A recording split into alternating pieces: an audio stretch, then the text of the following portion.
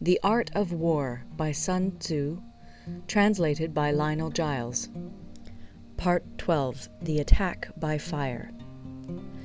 Sunzi said, "There are 5 ways of attacking with fire. The first is to burn soldiers in their camp. The second is to burn stores. The third is to burn baggage trains. The fourth is to burn arsenals and magazines. The fifth is to hurl dropping fire amongst the enemy. In order to carry out an attack, we must have means available. The material for raising fire should always be kept in readiness. There is a proper season for making attacks with fire, and special days for starting a conflagration. The proper season is when the weather is very dry. The special days are those when the moon is in the constellations of the Sieve, the Wall, the Wing, or the Crossbar, for these 4 are all days of rising wind. In attacking with fire, one should be prepared to meet 5 possible developments. 1. When fire breaks out inside to enemy's camp, respond at once with an attack from without. 2. If there is an outbreak of fire, but the enemy's soldiers remain quiet, bide your time and do not attack. 3. When the force of the flames has reached its height, follow it up with an attack, if that is practicable. If not, stay where you are. 4. If it is possible to make an assault with fire from without, do not wait for it to break out within, but deliver your attack at a favorable moment. 5. When you start a fire, be to windward of it. Do not attack from the leeward.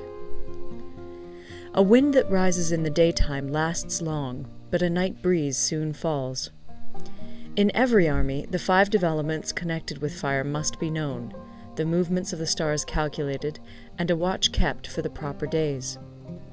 Hence, those who use fire as an aid to the attack show intelligence. Those who use water as an aid to the attack gain an accession of strength. By means of water, an enemy may be intercepted, but not robbed of all his belongings. Unhappy is the fate of one who tries to win his battles and succeed in his attacks without cultivating the spirit of enterprise, for the result is a waste of time and general stagnation. Hence the saying, "The enlightened ruler lays his plans well ahead. The good general cultivates his resources." Move not unless you see an advantage. Use not your troops unless there is something to be gained. Fight not unless the position is critical. No ruler should put troops into the field merely to gratify his own spleen. No general should fight a battle simply out of pique. If it is to your advantage, make a forward move. If not, stay where you are.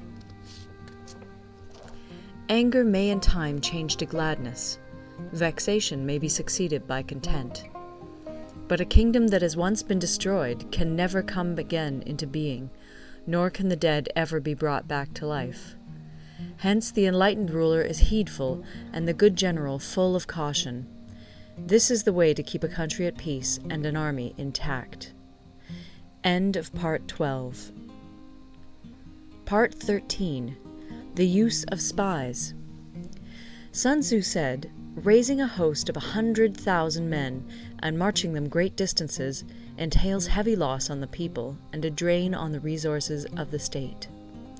The daily expenditure will amount to 1,000 ounces of silver. There will be commotion at home and abroad, and men will drop down exhausted on the highways. As many as 700,000 families will be impeded in their labor. Hostile armies may feast each other for years, striving for the victory which is decided in a single day. This being so, to remain in ignorance of the enemy's conditions simply because one grudges the outlay of 100 ounces of silver in honors and emoluments is the height of inhumanity. One who acts thus is no leader of men, no present help to his sovereign, no master of victory. Thus, what enables the wise sovereign and the good general to strike and conquer and achieve things beyond the reach of ordinary men is foreknowledge. Now, this foreknowledge cannot be elicited from spirits. It cannot be obtained inductively from experience, nor by any deductive calculation. Knowledge of the enemy's dispositions can only be obtained from other men. Hence the use of spies, of whom there are 5 classes. 1. Local spies. 2. Inward spies. 3. Converted spies. 4. Doomed spies. 5. Surviving spies. When these 5 kinds of spy are all at work, none can discover the secret system. This is called divine manipulation of the threads. It is the sovereign's most precious faculty. Having local spies means employing the services of the inhabitants of a district. Having inward spies, making use of officials of the enemy. Having converted spies, getting hold of the enemy's spies and using them for our own purposes. Having doomed spies, doing certain things openly for purposes of deception, and allowing our spies to know of them and report them to the enemy. Surviving spies, finally, are those who bring back news from the enemy's camp. Hence it is that none in the whole army are more intimate relations to be maintained than with spies. None should be more liberally rewarded. In no other business should greater secrecy be preserved. Spies cannot be usefully employed without a certain intuitive sagacity. They cannot be properly managed without benevolence and straightforwardness. Without subtle ingenuity of mind, one cannot make certain of the truth of their reports. Be subtle, and use your spies for every kind of business. If a secret piece of news is divulged by a spy before the time is ripe, he must be put to death together with the man to whom the secret was told. Whether the object be to crush an army, to storm a city, or to assassinate an individual, it is always necessary to begin by finding out the names of the attendants, the aides-de-camp, and doorkeepers and sentries of the general in command. Our spies must be commissioned to ascertain these. The enemy's spies, who have come to spy on us, must be sought out, tempted with bribes, led away, and comfortably housed. Thus they will become converted spies and available for our service. It is through the information brought by the converted spy that we are able to acquire and employ local and inward spies. It is owing to this information again that we can cause the doomed spy to carry false tidings to the enemy. Lastly, it is by this information that the surviving spy can be used on appointed occasions.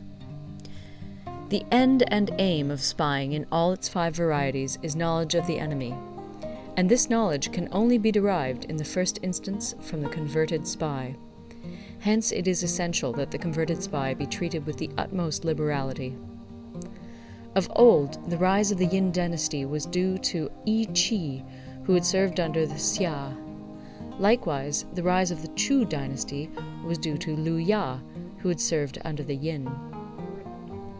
Hence, it is only the enlightened ruler and the wise general who will use the highest intelligence of the army for purposes of spying, and thereby they achieve great results.